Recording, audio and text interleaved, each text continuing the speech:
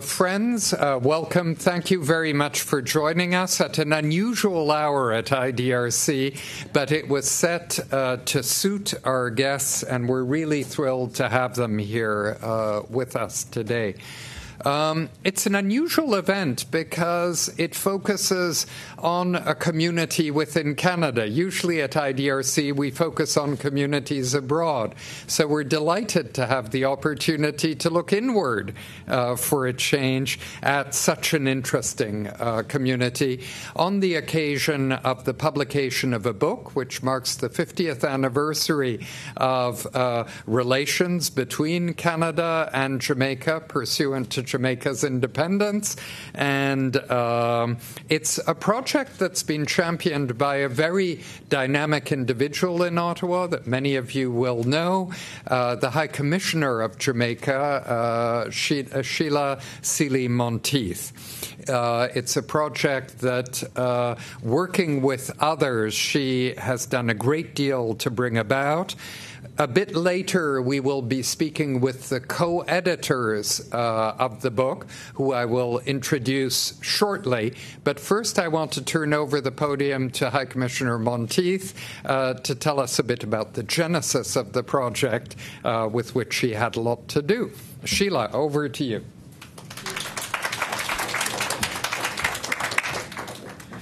Dr. David Malone, Excellencies, members of the Diplomatic Corps, friends all, ladies and gentlemen, I'm very pleased to see all of you. IDRC has distinguished itself in, among other areas, the quality of the research it conducts and the publications which emanate from that process.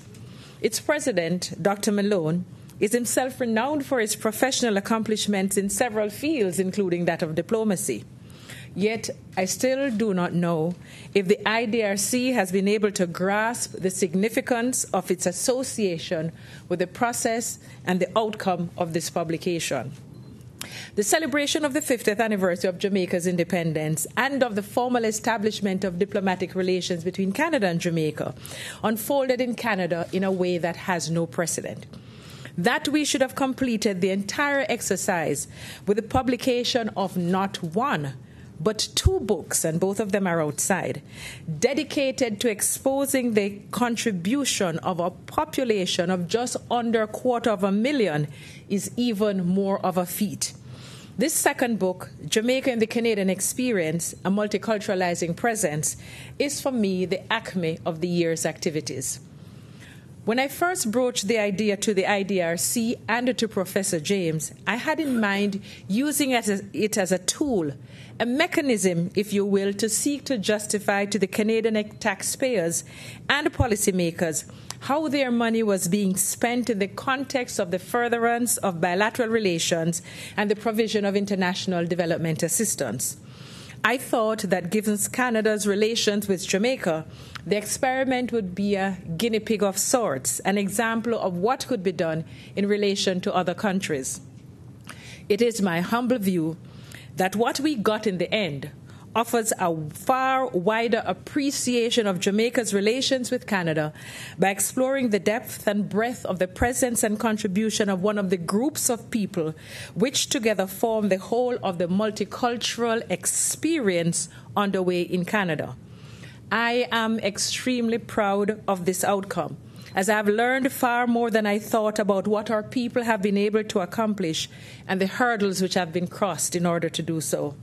By the end of this evening, you too would have learned more about the work from the editors.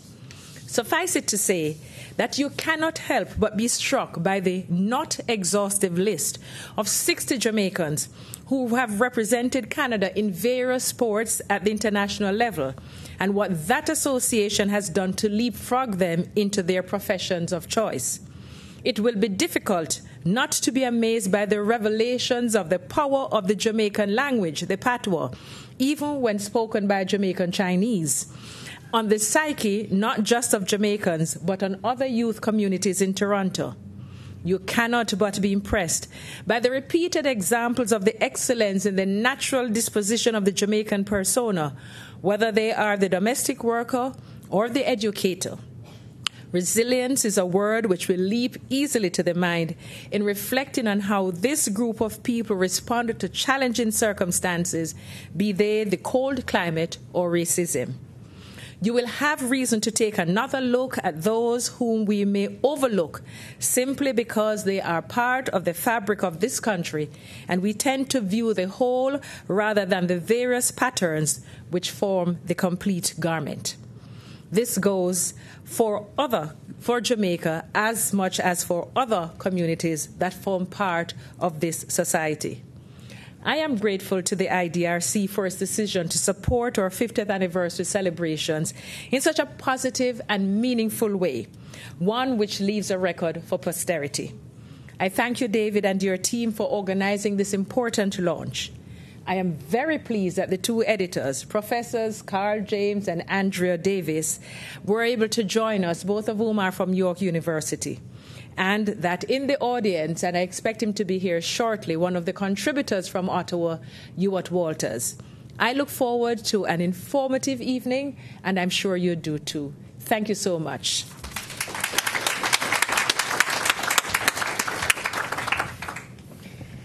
Now, over to the co-editors, and having edited several books myself, I know that it's no small task. It's like herding cats. And you herded a lot of very high-quality cats in this volume. One of the things that's fun about it is the diversity of voices in this book. Often academic books are extremely dry, well-argued, making interesting points, and usually the readers are asleep within page 2. This volume is not like that at all. The contributions are shorter and from a wide variety of points of view, and also, importantly, a wide variety of age groups. One of the things I admire so much about the book is that you got a number of younger contributors to reflect on really quite diverse angles of the Jamaican experience in Canada. Now, we haven't properly introduced the co-editors, and I'm not going to rattle on because it would offend their modesty, but they're both senior members of the faculty at York University. Professor James is a sociologist. He teaches in the graduate school, and he has written a great deal during his career. Andrea is an associate professor, and she has several affiliations beyond the university as well, I think. She's a faculty member within the Center for the Study of Black Cultures in Canada. Is that at York, in fact, or is it a shared program?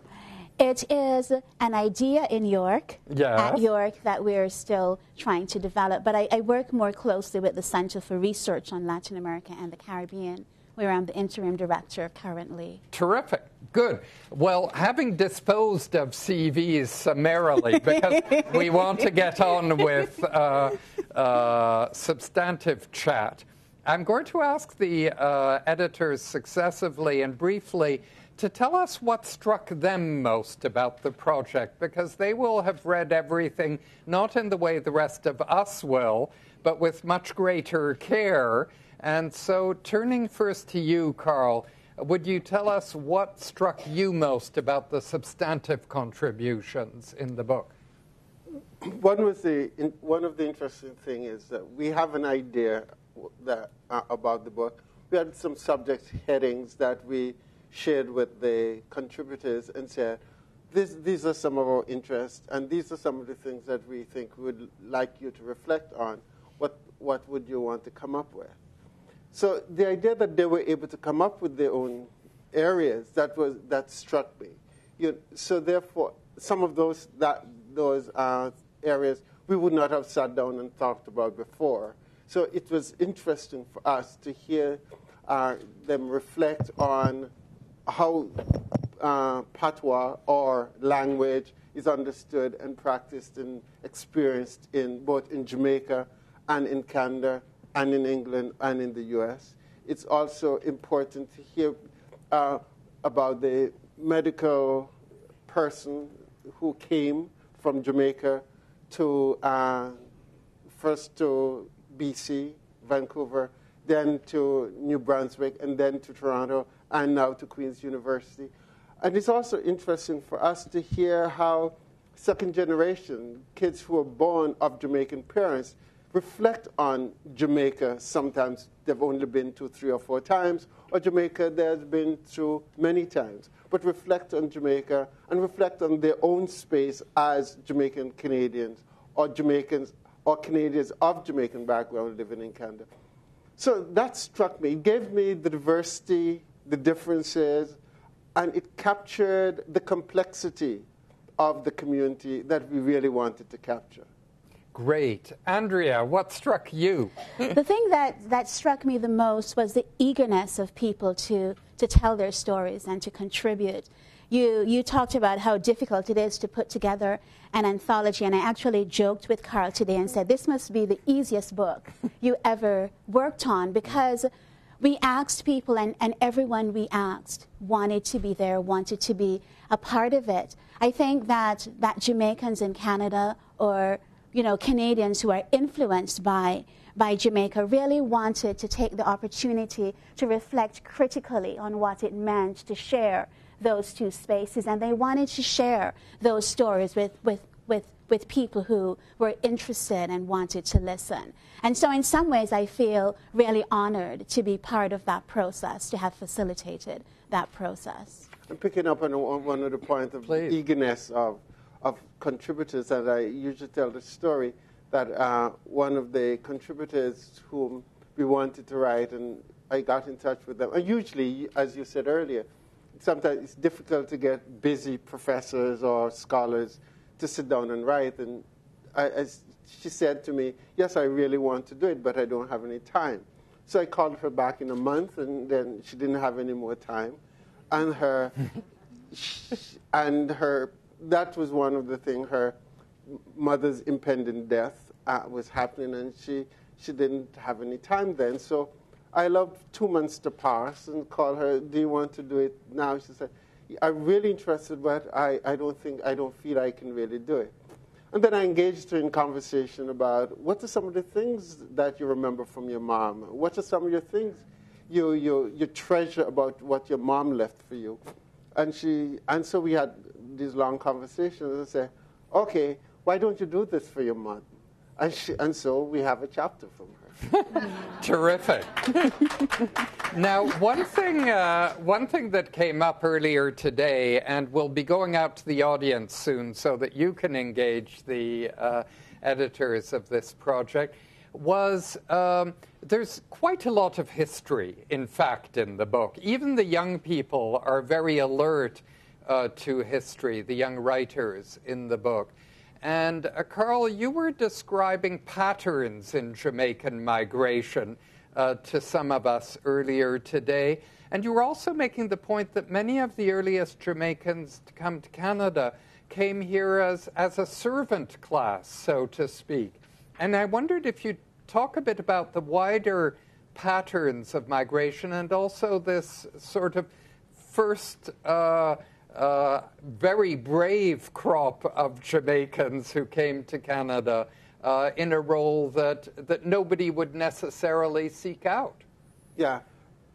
So immigration from the Caribbean, of course there were lots of inter-island migration in the Caribbean, from the smaller islands to the larger islands, from Antigua, St. Kitts and others to the Dominican Republic. But when in the 50s they were taking large migration, many of them went to the UK or England, and then afterwards in the 60s they went to the US and then to Canada. Now, when we think of Canada, of course Jamaicans have been coming here since 1786 and some 1789, when we know the Maroons had come to Canada, and we know about those things. But in large waves, they came in the 50s and the 60s, and more so in the 70s. But in the 50s, we have those who came as domestics, but there were also students who came. For example, when we heard Prime Minister Harper talk of Sutherland, who came and went to Queen's University as a student. That's in the 1800s. And so I think it was the 1800s. And so we have those early Jamaicans who came as students, but many of them came as domestics as well. So we had these, and not to mention those who came as, whose parents, and who also came and were on railroad and worked on the railroad.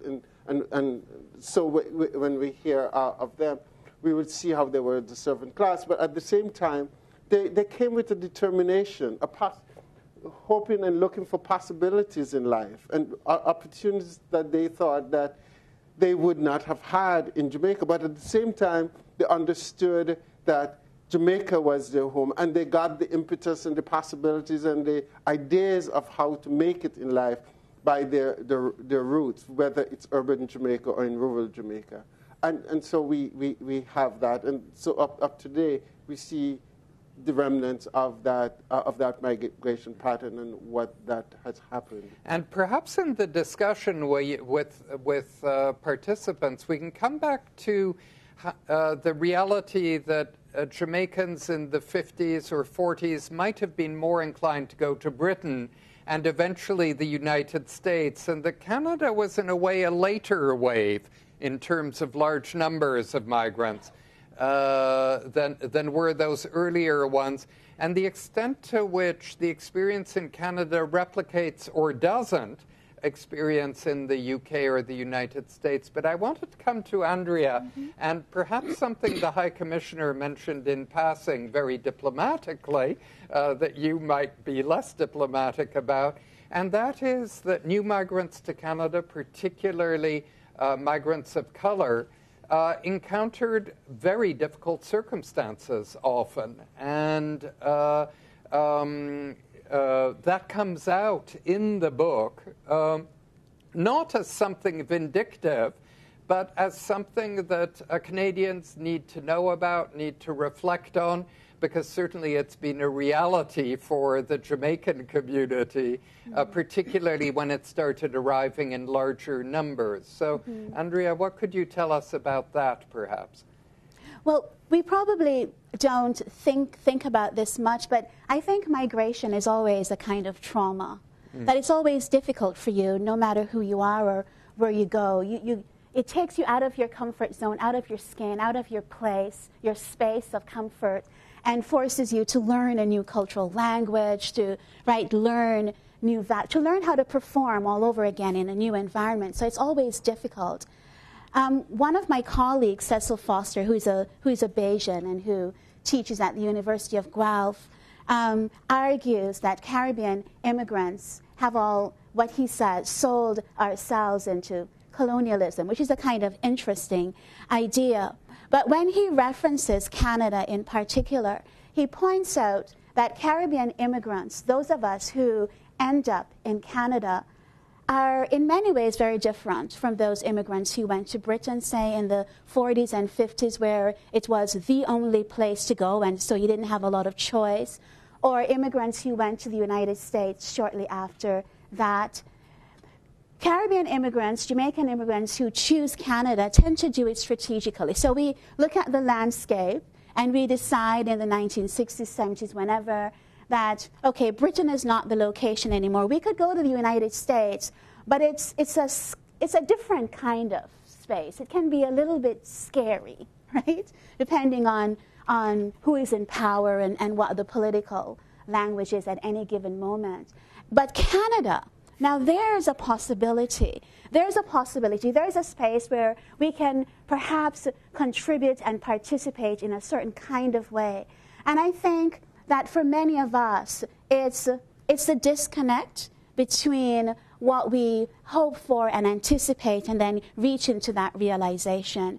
So it's not that we don't get to that place, but it takes work, and it takes that moments of discomfort that need to be worked through. I actually came to Canada as a student, on a Canadian Commonwealth scholarship, and kept my Jamaican citizenship for a very, very, very, very long time.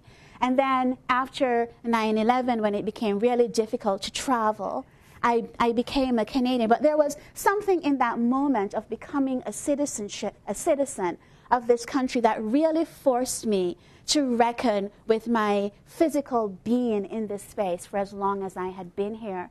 That said, even if I'm going to be a citizen in a different kind of way, I am a citizen, and that means something. Great. Please, go ahead, Carl. I'd want to add, supporting the whole immigration of Jamaicans to Canada is the fact that a number of the domestics had come, and they were joined later by their children or their spouses or their partners or other relatives. And also the fact that we were having a number of men who were coming and working in farming and other occupations, they too, after a while, had a sense of Canada, and they would take that back to Jamaica, and all the other islands were the same. And others then would have a sense of the possibilities of Canada, and therefore would come to Canada as well. So those facilitated, those programs that were opened up here facilitated not only the exposure of what Canada offers as possibilities, but the knowledge about what, Canada as a country for employment and all those other things. And one of the essays that I think of here is Michelle Johnson's essay, who talked about domestics and that whole program, where the domestics servants were interviewed by the ministry in Jamaica, and there were a bunch of women who were sitting, having these applicants come in, talk to them, and have them come to Canada. And it was very important for them because they thought they were coming to represent Canada and represent Jamaica. And so Jamaicans were concerned that who were coming would be the people who would represent us well. Mm-hmm. And when immigrants come here, they come with the idea that we are representing our country, or we are representing the region, the Caribbean, we are representing Jamaica. And therefore, they have this desire to do well in order to make themselves, their country, look proud. And that sometimes it might be contrary to what media reports we hear ever so often. But that is part of the immigrant reality, and I think, and the immigrant consciousness, and part of that dream that if not them doing well as the immigrants, therefore their children will, and the children will also make them proud. Mm. Great. Now, one last question from me, first to Andrea and then to Carl. But please, amongst the audience, be thinking of what you want to ask the editors. Has to do with some very strong women who are written up in the volume. It's one of the things I like best about the volume. And I wanted to ask each of you about that. Clearly, women played a very important role in this community and were the stalwarts, really. And so, Andrea, starting with you. Well, Jamaican women have been instrumental to their communities both at home and wherever we go. In fact, I think that Caribbean immigrants represent one of those groups where women tend to migrate first. And in part, this might be linked to the domestic scheme of the 1950s and so on. But women often come first, establish themselves, and then bring their families. But you could not have a volume like this without recognizing the tremendous contributions of women. I am proud of my own chapter that talks about Louise Bennett, who is such an icon of Jamaican national cultural identity. But the essays written by the Jamaican teachers like Ete Shaw Cameron, who contributed tremendously to the promotion and the improvement of education in the prairies, which is quite unexpected, right? We don't expect to find a Jamaican in Alberta doing that kind of work. Or the Jamaican nurses who have come in large numbers over many, many years, who have really democratized the healthcare system in Canada and who have given so selflessly of their time. And the mothers, the domestic servants, the mothers who have set this wonderful example of desire and achievement for their children. I mean, we have a female prime minister. We are proud of that. We have a female high commissioner. We are proud of that. I mean, this book is simply a reflection of a wider reality. Yeah, that was my sense also from my knowledge of Jamaica and from reading the book. Carl, on this point. I was thinking, in putting that in context as well. Remember, it was post-World War II. And then all the baby boomers were coming into being. We needed people to look after the children. We needed nurses for some of the veterans. So Canada had have the need for possible occupations, and so therefore the nurses filled some of those needs, and also the medical practitioners that came filled some of those needs. So we have to see how the development of what we are today as Canada, with the respective kind of people filling those roles, were not only filled by Europeans, but were filled by people coming from the developing nations, because Europeans were staying at home in those years because there were employment possibilities there. Again, it was after World War II. So Canada necessarily had to look elsewhere, and it's the elsewhere that helped us to be where we are today. Terrific. Now, we have 2 microphones in the room on either side of the room. So please, with your interventions, do come to a microphone and let us know what you'd like to know. So please, sir, if you'd like to intervene, or ma'am, go ahead. Carl, yes? No, that's you were. Yes. Who is one of the contributors in the book. Terrific. Would you like to tell us something about your chapter, but then please go to the microphone. And don't confine yourself to your chapter. Anything else you'd like to share with us? Well, I'd like you to read the chapter. I won't tell you anything about it. Since I've been called on suddenly, I'll speak a little bit to the question of the women who came. Carl was saying that this was post-World War II. It was also a time in the mid-50s when Canada's doors were not open to Jamaicans, were not open to black people. And it was that scheme, that domestic scheme of the late 1950s that began opening the doors, because after the women came, then all sorts of things began to happen. As he said, the men started coming, their children started coming. A number of scholarship arrangements were then arranged by External Aid Office and so on. And so the women were really the pioneers, and it is they who opened the door to a number of things that happened. And I think it was 1960 that the question of Canadian migration and the barrier it placed before certain people was raised at the United Nations. So all of those things happened at that time. And that is what I would say at this. I might have something else to say later. Great. Thank you. Well, thank you very much. I think it's an extremely important point you raise. Again, everybody's been very polite about this, but younger Canadians imagine that Canada's always been the relatively open and welcoming place it might be today. But the truth is that it was a fairly bigoted place, as wave after wave of migrants to Canada discovered, sometimes on the basis of religion. They were of a religion that wasn't widely welcomed by the communities they were joining. If one thinks of the early Sikhs who came from Punjab, who found conditions very, very hard on the Canadian West Coast for people of color, who toughed it out somehow, but boy, it must have been very tough.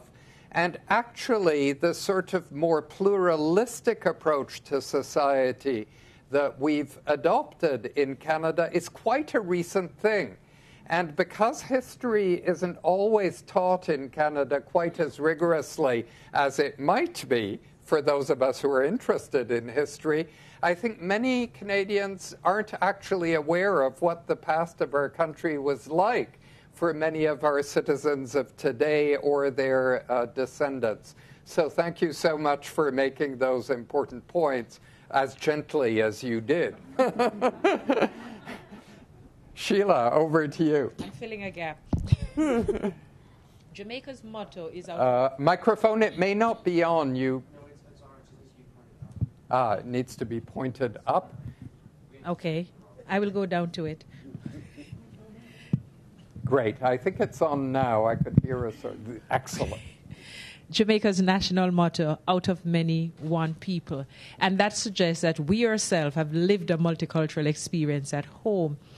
In working with those who contributed and the essays that they contributed, did that help you to have a better appreciation of the role that Jamaicans are able to play in the multicultural experiment that is underway in Canada? Are we facilitators of this?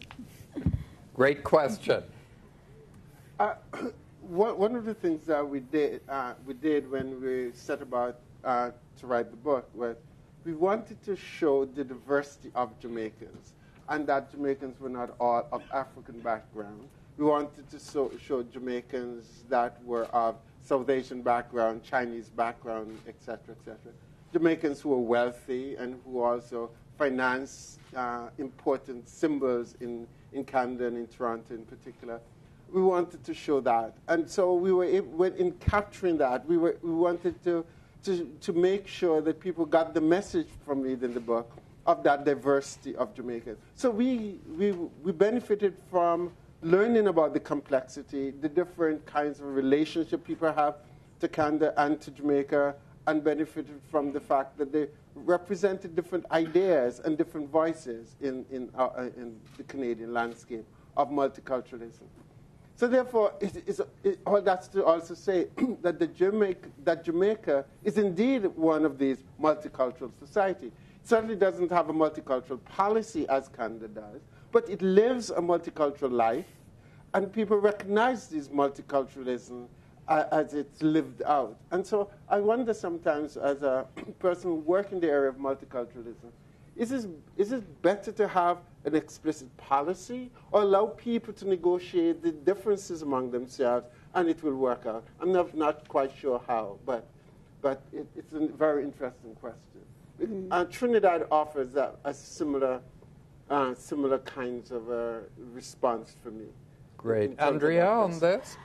I think that Jamaicans continually force Canada to be self-reflective about its multiculturalism and its practice of multiculturalism, not just certainly by our presence, by our diversity, by our contributions, but also the ways in which we, out of necessity, have to push Canada and Canadians to rethink what they think about Jamaica and Jamaicans. So living in a city like Toronto, so now I'm going to that place you've been pushing me to go and I've been resisting. Living in a city like Toronto, which is Canada's most multicultural city, right? So the pride of Canada's diversity.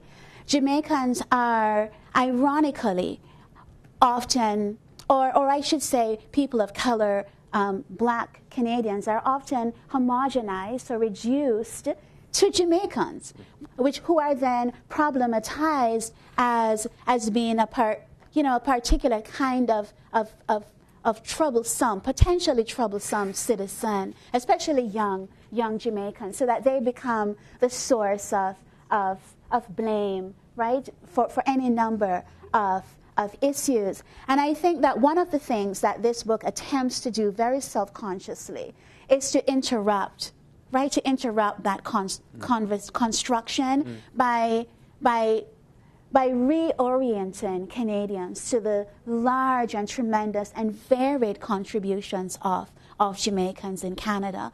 That the overwhelming majority of Canadians, both youth, because there are youth voices here as well, as older Jamaican Canadians, contribute in committed and disciplined and engaged ways with Canadian society, and that we do that always kind of operating both within and against this notion of multiculturalism. So we have to keep reminding the communities in which we live that how we need to practice multiculturalism. to add to that, one of the things about multiculturalism is food. You know, this idea and celebration of food, and the idea that, yes, we have different cuisine and we accept different food and we do that. And then a few years ago in the 1990s, I don't know if how many of you know beef patties or patties. And there was a big thing in Toronto that the name had to be changed because it did not fit Canada's definition of what a beef patty is or what a patty is. And so there was lots of discussion, and even ministers of the legislation in Ontario eventually and others just simply said, okay, we give up. You know, and legislators all went back to accepting that, you know, we have to, if we're going to be a multicultural society, we're going to have to redefine things because people and the existence of the different groups of people and types of people and interests of people is going to force us to redefine what we seem to years accept as only one way of understanding. And so that was the interesting story of the beef patty. Great. For either of you, but I was thinking of Andrea because she mentioned she came to Canada as a student. I was wondering to what extent the existence and the quality of the University of the West Indies has been a connector with Canada. I was thinking of a recent board member of IDRC, Andy Knight, who you probably both know very well, who's just left the University of Alberta, where he was in a leadership position on a leave of several years, to go and be at the University of West Indies in Trinidad. So how these connections matter. And Sir, I'll look forward to getting to you in a second, if that's okay. Oh, they're tremendously important. I actually did my first degree at Mona and came to Canada. Mona being the campus in Jamaica of the University of the West Indies. Yes, and came here to do graduate work. And the University of the West Indies has a number of, relationships, agreements, formal agreements with Canadian universities. Carl and I are, in fact, involved in at least one other research project with the Mona campus, again, in Jamaica. So absolutely instrumental in helping to circulate, certainly, conversations like these. Because I think you're right. The notion of circulation is right, because a number of non-Jamaican Canadians have gone down to the various campuses of the University of the West Indies, and others have benefited Canada by coming up here. I should mention, sir, before we get to you, that actually IDRC is proud to have as one of its current governors the Vice Chancellor of the Mona campus in Jamaica, Gordon Shirley, who makes a tremendous contribution on IDRC's board and who was with us several weeks ago in Ottawa. He attends without fail and is one of the sharpest members of the board, including our Finance and Audit Committee, at which he is very good. Sir, please. You've been very patient. And you may need just to seize the microphone also, as you're tall. Good morning. Good afternoon. Good evening. I'm picking up on Andrea's comment that the black community in Jamaica, the black community in Canada, has been the most successful in some ways. Black community in. Oops. Do you have a BlackBerry in your hand that's interfering, or?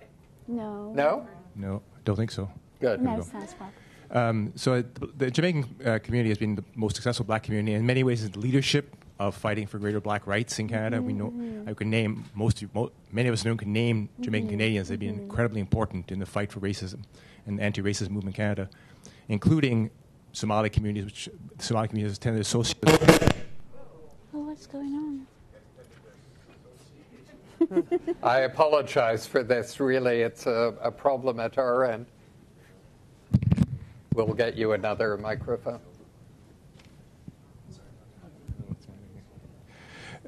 including other black communities which have tried to find power and influence by associating themselves with the Jamaican Canadian community. I think you referred to that, Andrea.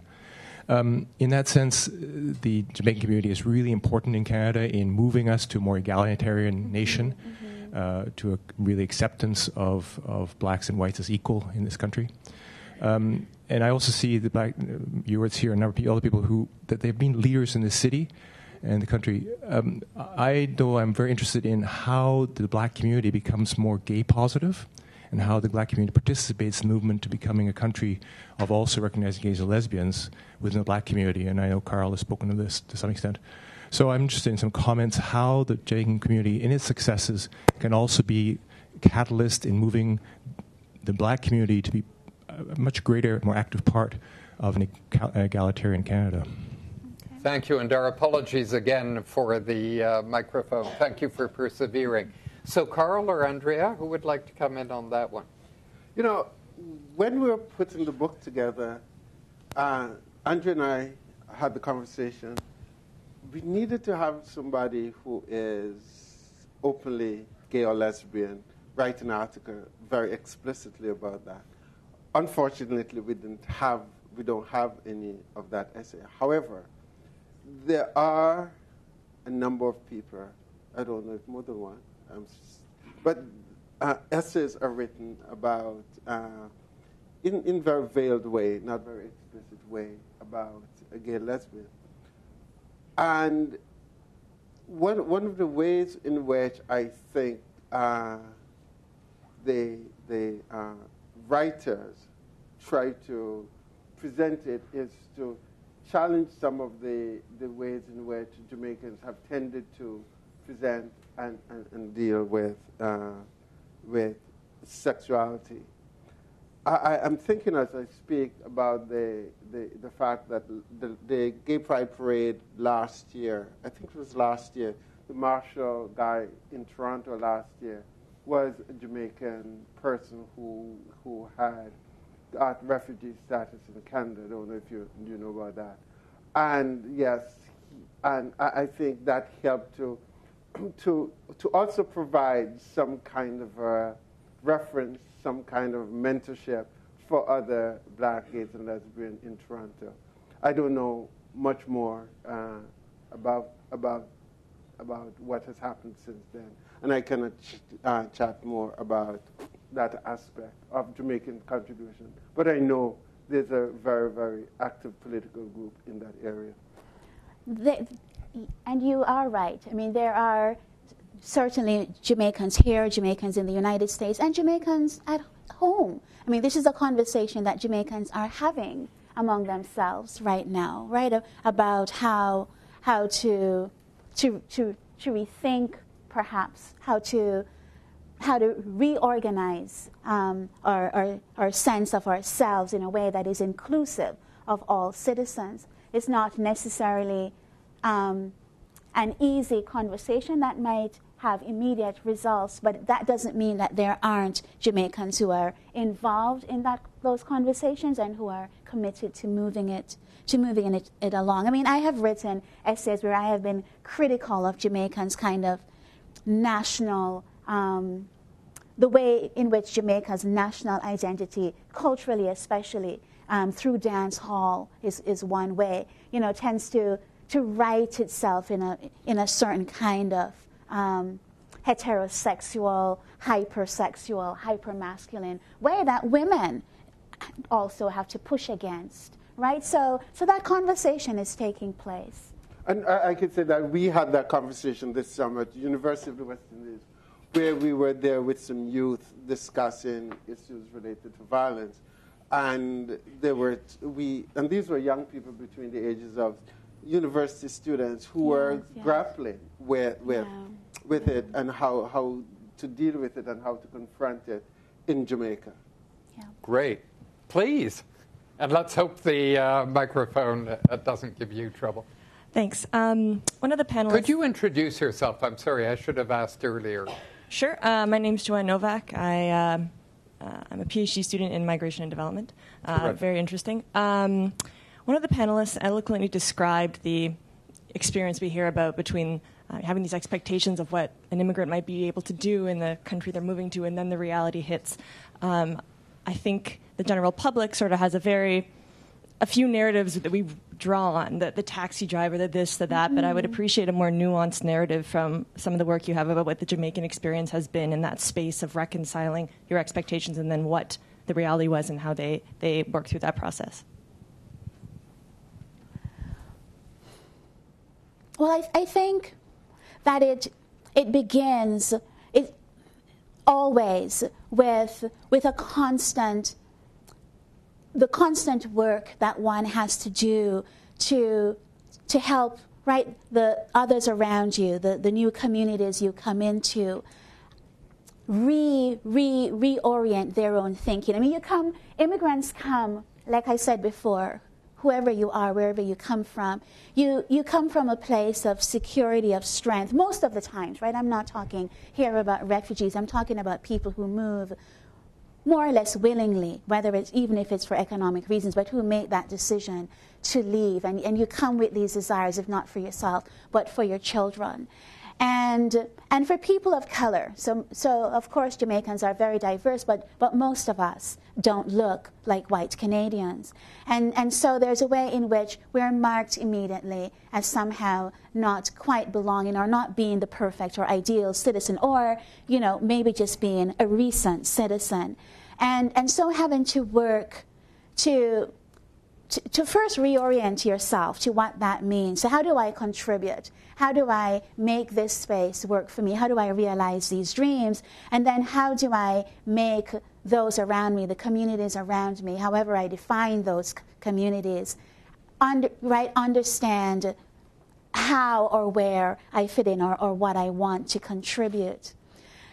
It's harder even for, ironically, right, most immigrants, most Jamaican immigrants who come as adults, who either bring their children or come with children, believe that they're making what is a kind of conscious sacrifice for those children, right? So life will be better for my children. I'm going to work hard. I will experience the racism, the biases, and so on, so my children can have an education, so they can contribute. And ironically, those children suffer even more in most instances than their parents do, because because they don't have that same reference, right? So they can't look even momentarily past the racism to this other place of comfort and security that they can, hold on to as their memory, as problematic as it might be. So here is their space, their country, but they can't realize those possibilities. So, and so parents have to see their children struggle with that too. So it's a kind of double bind. I think that increasingly, certainly what I tell my own students, is that increasingly we have to take more active responsibility for being here, right? So if we want change, then we have to, no matter how difficult it is, and we have to be involved in that conversation about what that change might be. So I said earlier that I refused, right, to be a Canadian citizen for many years. But what did that mean, and what does that do, that kind of detachment? There's a way in which we have to say, okay, look, I am in this country, and this is how a Canadian citizen looks. And this Canadian citizen brings with her a commitment to Canada, but a long and deep and committed historical memory that takes her back to Jamaica, so that she's equally, right, shared between those two spaces. And who I am as a Canadian citizen is marked by those two places, so that the people around me recognize that. I teach a course called Black Literatures and Cultures in Canada, and last year I said to my students, we're going to print T-shirts that say, I am a Canadian citizen, and walk around campus, all of us, right, because to just upset the idea of what being a Canadian citizen is. So I am Jamaican, and I'm incredibly proud of that too.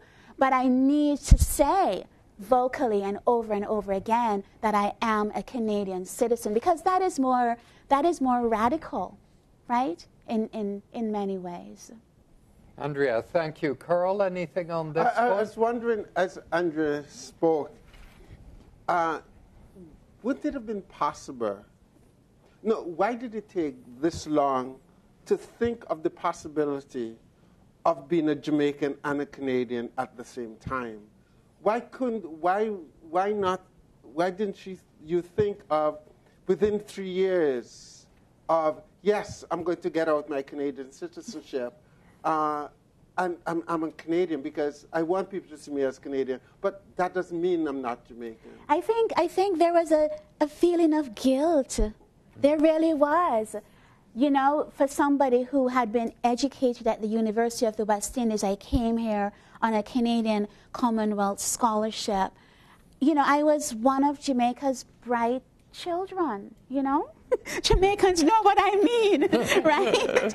And then when I left, I didn't plan on staying. I came as a student. And the idea was that I would get a graduate degree or two, and that I would return. And so I struggled with that. What does it mean to then stay? I had a child, and I think, you know, that kind of, because now he's Canadian. And so, you know, things change. You get married, your life becomes suddenly, unexpectedly linked to this place. But I still struggled with that, what it meant to stay and not return. But there came a time when I had to say, look, you're here. You're here, and you have to acknowledge that. And it's different for other people. For other people, it's because it is precisely so difficult to realize the potential, the dream that they thought they could. And so they don't know how. You know, so it takes effort, and it takes time. And it's easier to just say, I can't fit in, and so I will just continue to hold on to those memories. Andrea, thanks so much. We'll take a last intervention from the floor. Thank you very much. Please. My name is Elko Stewart, and I'm taking you back, but this is a good segue, this part of the conversation, because Carl wondered if it is really worth having legislation or intervention with respect to immigrant integration and diversity, and because of the out of many one people motto in Jamaica and the multicultural presence in Jamaica. But I argue that in Jamaica, we came from a place of colonial domination, and we pushed back and are able to have a voice there, every single representation of that race mosaic. In Canada, we still have a white majority in which the legislations in place are required. And I wouldn't wonder if they're needed in order to have fairness and, the rights of people being protected through those legislation. It is not supposed to be left to evolve and so let the people take care of it rather than government intervention. I argue that that's more necessary here and certainly less necessary in Jamaica. And not that everything is rosy for every single person in Jamaica based on race, but there is a greater probability of having a conversation there that does not affect the whole, but the individuals can speak. And so in Canada, there are still chunks of inequality because of the white majority. Yes, legislation is necessary. I wouldn't debate that. Great. Reactions to this, Carl? I certainly agree with you. I agree that it is, because what we need to challenge is that social construct of the institution and the colonialism and the role of the majority group in Canada that pushes a particular kind of agenda, and therefore minorities need to be supported in order to be able to have their voices heard, their presence recognized, and their political participation fully endorsed. If you go back to the patty illustration, that would not have been a debate in Jamaica among any of the cultural groups, whether they're South Asians or Chinese or African Jamaican. You would not have that debate. It is understood that a patty is a patty in Jamaica, but we needed some intervention, and there was a discussion in Canada because the white majority has not come up with the realization that the landscape has changed, and if they're going to be truly embracing multiculturalism, then the established norms will have to be redefined, I would say. Yeah. Great. There's one more. One more, if you could be brief, please, because we do need to wrap up. All right, so but firstly, please go ahead. I would just like to thank you both for your book. I think it sets a beautiful precedent for the many stories that have yet to be told in Canada of the various experiences of many people. Now, can everybody hear? Yep. Good. Okay. So my question is, I guess, and it might go back to what you said, Andrea, about the homogenizing of people of color in places like Toronto. Could you share with us just one or two things maybe that you may have gleaned about how the arrival of people of diverse backgrounds, particularly people of color, has influenced the Jamaican-Canadian experience? Now that's different. Jamaicans, we like to think that we're the center of the universe. We influence everybody else. That's a really, really good question. I think that one of the good things about migration and moving to a place like Canada and a city like Toronto is that it really takes you out of your, I don't want to say little space, because Jamaicans think that our island is big, but it forces you to think about yourself as part of a larger community. So I think there's a way in which people of Caribbean descent, for example, in a city like Toronto, have to come together. I mean, there are all kinds of moments when we, proclaim our individuality or our nationality. But there's a way in which you have to begin to recognize the connections that link you, through your experiences across, in some instances across color, and in some instances across class, so that the things that you experience are not just restricted to you. Other people experience them. And there's a way, I think, in which you have to begin to learn other people's stories, right? So you have to begin to pay attention in a way that you didn't have to before, when you lived in Kingston or St. Mary, because this was Jamaica and you understood it. But now you have to begin to really understand the way your history is part of a larger history, and define yourself in that way. So I think, for me, for example, coming to Canada really allowed me to reconnect in a politically conscious way, more than I had before, with a large black community that's continental African, as well as Caribbean, but also with other communities, so Latino and Hispanic communities, Muslim communities, in a way that I wouldn't have had to do in Jamaica growing up in a little Christian family. Now I have to be more politically engaged. Terrific. Carl? Yes. I was thinking of and Andrea did come around to the point, because I think of some of the more recent immigrants who have been coming since the 1990s, the Somalis, Eritreans, etc., and their presence, how their presence have really changed their whole discourse in the Toronto scene and in Ottawa. And therefore, even though Jamaican make up the large portion of the Toronto population, the reality is there is a diversity of people of African origin. And that's also, as we speak, I keep thinking, we have to constantly keep remembering Jamaicans also come in Chinese and white and South Asians as well. So, so when we talk of the African portion, then that's what we are talking about. But remember, we constantly have to keep in mind that there is that diversity, racial diversity among Jamaicans, and religious diversity among Jamaicans that we cannot miss out on when we talk about Jamaicans.